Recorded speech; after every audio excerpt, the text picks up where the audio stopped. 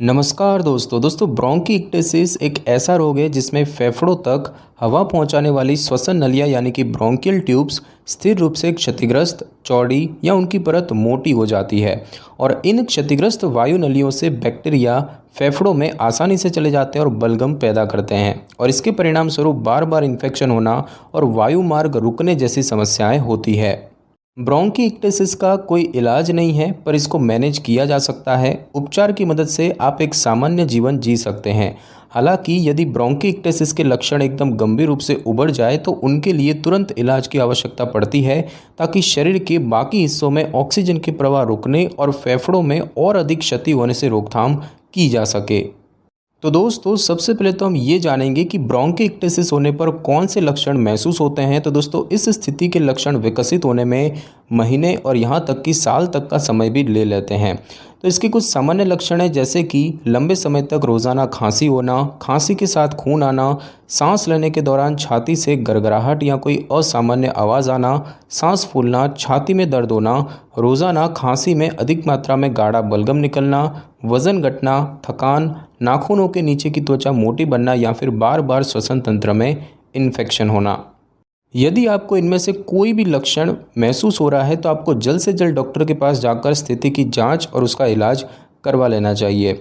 और उसके बाद दोस्तों बात की जाए कि डॉक्टर को कब दिखाना चाहिए, तो यदि आपको गंभीर खांसी होने लगी है तो आपको डॉक्टर के पास जाना चाहिए। हालांकि ये ज़रूरी नहीं है कि खांसी से ब्रोंकिइक्टेसिस हो सकता है, लेकिन इसे जाँच करवाने की आवश्यकता पड़ती है। यदि आपके डॉक्टर को लगता है कि आपको ब्रोंकिइक्टेसिस है तो आगे की जांच करने के लिए वे आपको फेफड़ों के विशेषज्ञ डॉक्टर के पास भेज सकते हैं। और अब हम दोस्तों जानेंगे कि ब्रोंकिइक्टेसिस क्यों होता है, इसके होने के क्या कारण हैं। तो फेफड़ों में किसी प्रकार की चोट लगने से ब्रोंकिइक्टेसिस रोग हो सकता है और इस स्थिति की मुख्य दो कैटेगरी होती है। इनमें से एक सिस्टिक फाइब्रोसिस होने की स्थिति से संबंधित होती है और इसे CF ब्रोंकिइक्टेसिस भी कहा जाता है। सिस्टिक फाइब्रोसिस एक आनुवंशिक स्थिति होती है जिसके कारण असाधारण रूप से बलगम पैदा होने लगता है। ब्रोंकिइक्टेसिस की जो कैटेगरी सिस्टिक फाइब्रोसिस से संबंधित नहीं होती उसे नॉन CF ब्रोंकिइक्टेसिस कहा जाता है। और नॉन CF ब्रोंकिइक्टेसिस होने के कारणों की बात करें तो उनमें है प्रतिरक्षा प्रणाली का असाधारण तरीके से काम करना, इन्फ्लेमेटरी बाउल डिजीज़, स्वप्रतिरक्षित रोग यानी कि ऑटो इम्यून डिजीज़, COPD यानी कि chronic obstructive pulmonary disease, अल्फा-1 antitrypsin deficiency जो कि COPD का एक आनुवंशिक कारण है, HIV एड्स, एलर्जिक एस्परगिलोसिस जो कि फेफड़ों में फंगस का एक एलर्जिक रिएक्शन है, और साथ ही साथ फेफड़ों में इन्फेक्शन जैसे कि काली खांसी और TB वगैरह। ब्रोंकिइक्टेसिस के लगभग 1/3 मामले सिस्टिक फाइब्रोसिस के कारण होते हैं। सिस्टिक फाइब्रोसिस फेफड़ों और अन्य इसके जैसे अंगों को प्रभावित करता है, जैसे कि अग्नाशय और लिवर। इसके कारण फेफड़ों में बार बार इन्फेक्शन होने लगता है और अन्य अंदरूनी अंगों के कार्य करने की क्षमता बिगड़ने लगती है। और अब हम दोस्तों जानेंगे कि ब्रोंकिइक्टेसिस की रोकथाम कैसे करें। तो दोस्तों नॉन CF ब्रोंकिइक्टेसिस के लगभग 50% मामलों में ब्रोंकिइक्टेसिस के सटीक कारण का पता नहीं होता। ब्रोंकिइक्टेसिस से ग्रस्त लगभग 35% लोगों में ये रोग फेफड़ों में इन्फेक्शन होने के बाद होता है। अन्य लोगों में ये रोग फेफड़ों को प्रभावित करने वाले किसी आनुवंशिक विकार से संबंधित होता है, जो आपके फेफड़ों और अन्य मेडिकल स्थितियों को प्रभावित करता है। धूम्रपान, दूषित हवा, खाना पकाने के दौरान निकलने वाले धुएं और केमिकल वगैरह से बचाव रखने से आपके फेफड़े सुरक्षित रहते हैं और आपके फेफड़ों के स्वास्थ्य को बनाए रखने में मदद मिलती है। आपको और आपके बच्चों को फ्लू, काली खांसी और खसरा वगैरह से बचाव रखने वाले टीके लगवा लेने चाहिए, क्योंकि ये स्थिति वयस्कता यानी कि एडल्टहुड से जुड़ी हो सकती है।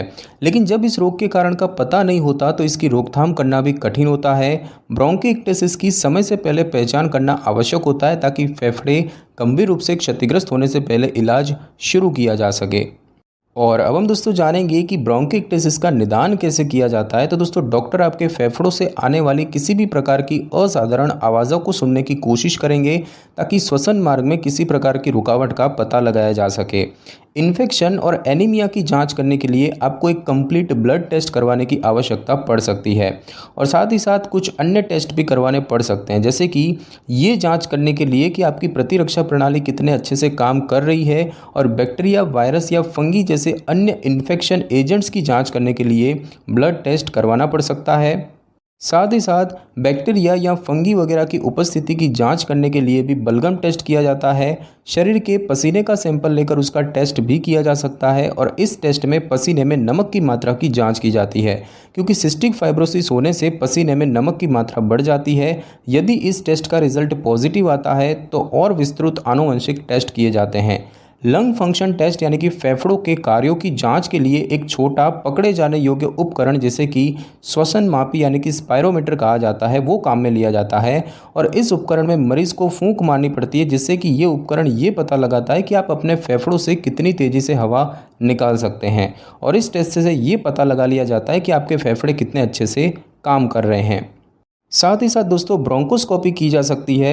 ये एक लचीली ट्यूब होती है जिसके एक सिरे पर कैमरा लगा होता है और आमतौर पर इस टेस्ट का इस्तेमाल सिर्फ तब ही किया जाता है जब आपको लगता है कि आप बाहरी वस्तु को सांस के साथ अंदर ले चुके हैं।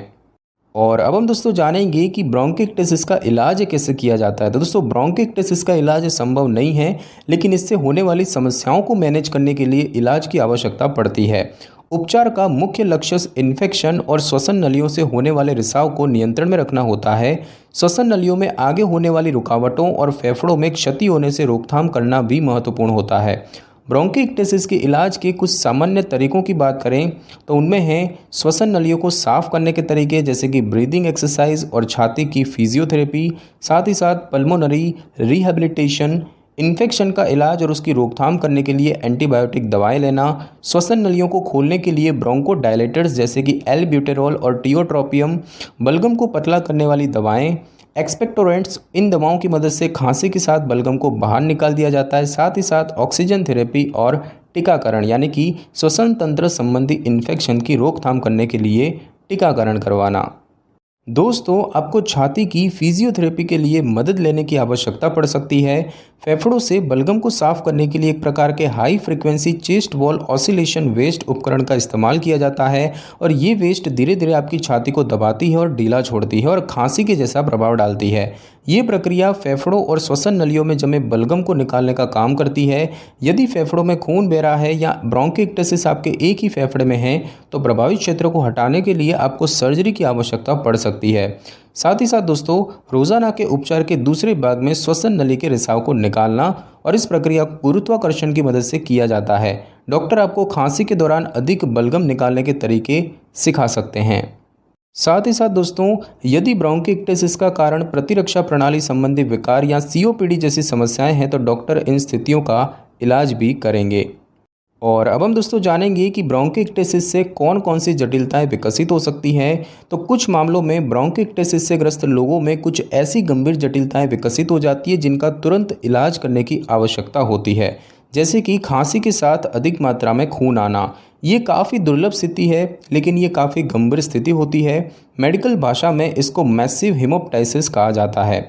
ये तब होता है जब फेफड़ों में खून पहुंचाने वाली रक्त वाहिका का एक हिस्सा अचानक से कई छिद्रों में खुल जाता है। कुछ लक्षण हैं जो कि मैसिव हेमोप्टाइसिस होने का संकेत देते हैं, जैसे कि 24 घंटे के समय में खांसी के साथ 100 मिलीलीटर से अधिक खून निकलना, साथ ही साथ सांस लेने में तकलीफ होना। श्वसन मार्गों में खून जमा हो जाने के कारण सांस लेने में तकलीफ महसूस होने लग सकती है और चक्कर आना या सिर घूमने जैसा महसूस होना और त्वचा ठंडी और चिपचिपी हो जाना, और ये अक्सर तेज़ी से खून में कमी होने के कारण होता है।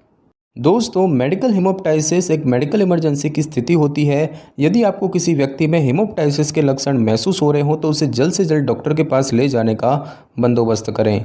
तो दोस्तों आज की इस वीडियो में बस इतना ही। अगर आपको मेरी ये वीडियो और जानकारी अच्छी लगी हो तो वीडियो को लाइक और शेयर कर दीजिए और कमेंट करना बिल्कुल भी ना भूलें।